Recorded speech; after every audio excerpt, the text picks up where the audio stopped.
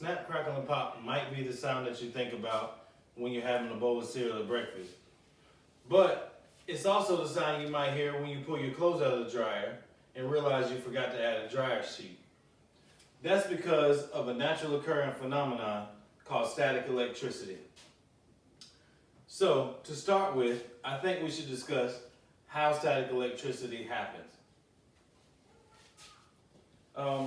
My experience with static electricity is just like most of you. When there's a storm outside and the lightning and the thunder are going on and it feels a little chaotic, I'm worried just like everyone else. Lightning happens to be the largest example of static electricity that you can actually find. Today I'm going to describe to you how static electricity is a natural phenomenon that can be quite harmful if you're not careful, but we'll also learn that it has a lot of benefits that we can actually use in the future. So let's get started with our slide here.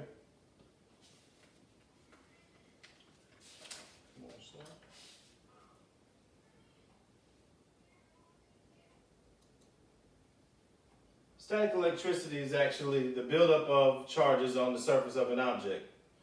That's why it's called static, because they don't move, they stay in one location. Now, what actually happens is they stay in one place until they find a path to escape. The problem with static electricity is that actually, according to Duxter.com, that it's unpredictable.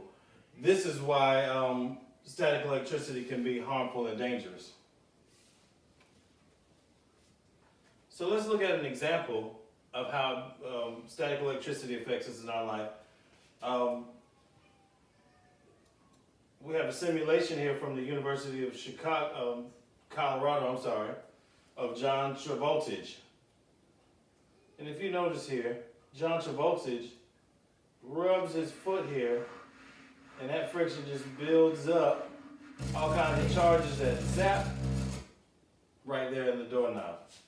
Now you might wonder, well, where does this zap come from? Well, this is it. Notice I mentioned the word friction. Well, what happens during friction is,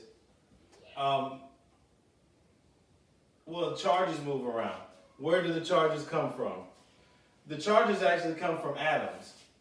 According to Duxter.com, atoms actually have protons and electrons in their nucleus. I'm sorry, not protons and electrons, protons and neutrons in their nucleus. Electrons actually are around the outside of the atoms. And the nature of electrons are to want to move. And what happens in static electricity is, as this friction happens, the electrons move from one surface to another and transfer that electron charge. So, let's talk about the dangers of static electricity. Now, there's plenty of risks that we hear associated with static electricity. I mentioned earlier, lightning was one of the biggest ones. Of course, the reason why lightning is such a big risk is because of course, physical harm. If you get struck by lightning, your body will be hurt because of the electric charge, or fires and things of that nature. Now, there's other ways that it can also be dangerous and there's a risk for us, such as explosions at gas pumps. We all have seen the signs at a gas pump that warn you about static electricity, and even some that have a discharge place so that you don't ignite the fumes from the fuel vapors. Now, actually, the SpaceX prototype a few years ago was actually, according to Kyle Willis of Static Electricity, Its Dangers and How to Prevent Them in 2018. He wrote about this, and one of the problems with this SpaceX prototype was static electricity actually caused it to have an explosion during its launch, as well as more recently problems with the Mars rover with the static electricity causing problems there. So let's talk about the benefits of static electricity. According to Energy Scavenger, we use static electricity in some common devices already in our life, such as